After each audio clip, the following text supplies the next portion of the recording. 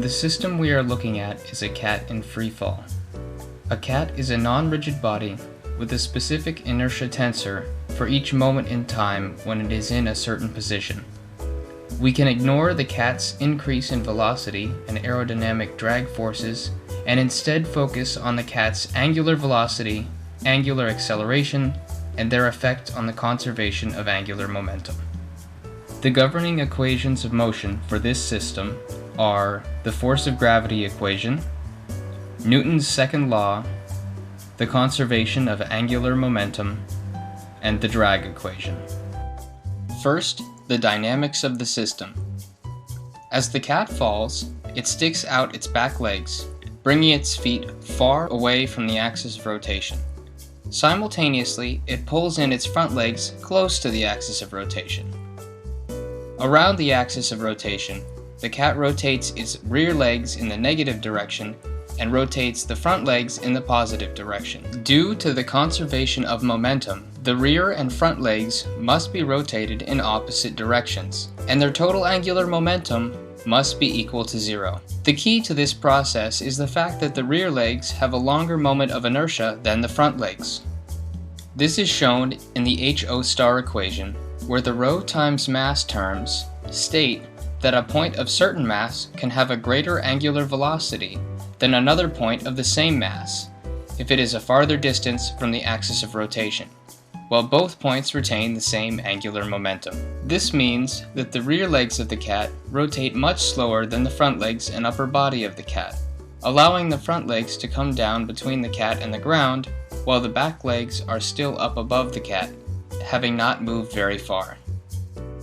After the front legs of the cat are beneath its head and torso, the cat stops rotating its rear and front legs. The cat then pulls in its back legs to align them with its axis of rotation and pulls out its front legs, and repeats the process with opposite spin directions for front and rear legs to spin around the back legs underneath its body.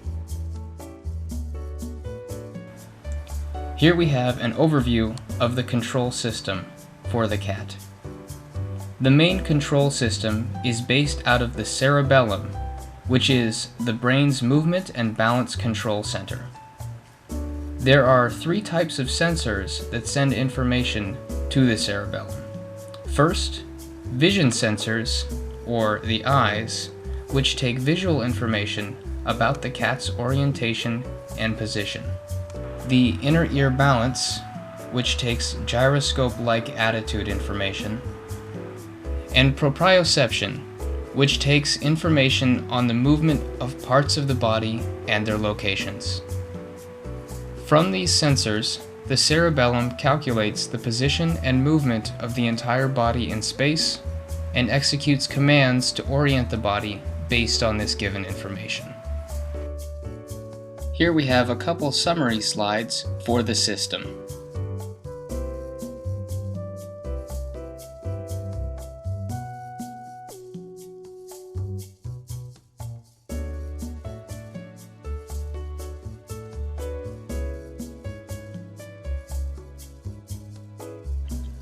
Here we have a possible control system for the falling cat.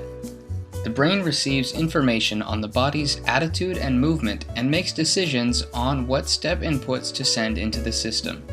The body's condition and step input then enter a mapping system that sends all relative information to individual PID controller systems. For example, A1 here could be the system determining the amount of force to put into a certain single joint muscle. The output of systems A1 to AN are then compiled together to render the entire motion of the body. This output is sent to the body to carry out the action, to the brain to compare this action with its results from the next iteration, and to a learning center that adjusts the PID constants to give a better response the next time around.